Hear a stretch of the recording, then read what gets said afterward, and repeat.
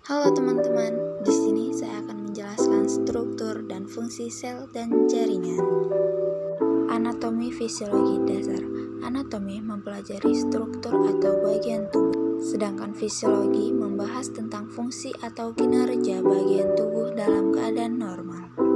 Sel adalah bagian unit terkecil dari tubuh manusia. Fungsi sel pertama, mengangkut nutrisi, oksigen, dan hormon. Kedua, membangun dan membentuk jaringan. Ketiga, menjalankan proses metabolisme.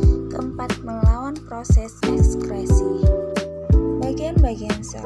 Membran sel merupakan bagian sel telur yang membatasi dalam atau luar isi sel dengan lingkungan sekitarnya. Sitoplasma, cairan yang mengisi sel yang mengandung berbagai zat kaloid. Inti sel, nukleus, biasanya berbentuk oval atau bulat yang berada di tengah-tengah sel. Retikulum endoplasma, struktur benang-benang yang bermuara di inti sel. Ribosom, berbentuk butiran-butiran yang melekat sepanjang ribosom endoplasma. Ada pula hidup terpisah yang bebas di sitoplasma. Badan Golgi, kumpulan ruang, gelembung kecil dan kantong kecil yang bertumpuk. Mitokondria atau yang disebut dengan the powerhouse memiliki membran dalam dan luar yang berbentuk cerutu dan berlekuk-lekuk atau krista. Lisosom, kantong kecil bermembran tunggal yang mengandung enzim pencerna. Vakula, ruangan yang terdapat dalam sel. Plastida, badan bermembran rangkap. Sentrosom, berbentuk bintang yang berfungsi dalam pembelahan sel atau mitosis maupun mitosis.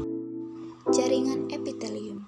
Adapun karakteristik jaringan epitel, jaraknya sangat dekat, sel-sel duduk di atas basement membran, tidak memiliki pembuluh darah, berbentuk satu lapisan atau berlapis-lapis. Diklasifikasikan menjadi dua. Satu, glandular, berperan membentuk kelenjar.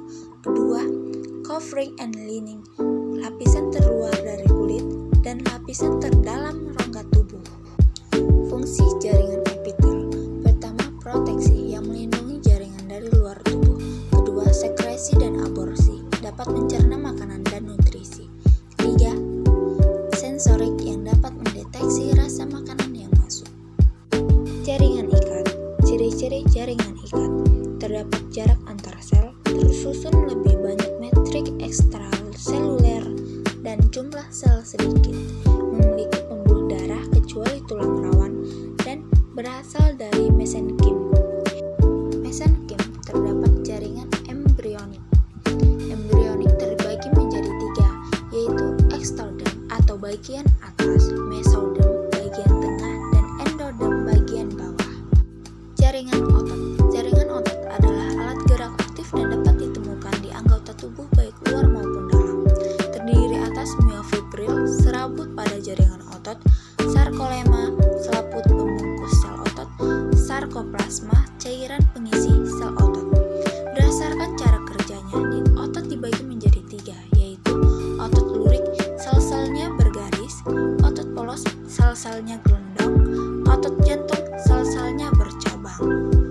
Mekanisme kerja otot. Di dalam organ otot terdapat struktur yang disebut sarkomer, dan di dalam sarkomer terdapat dua jenis protein, yaitu aktin dan miosin.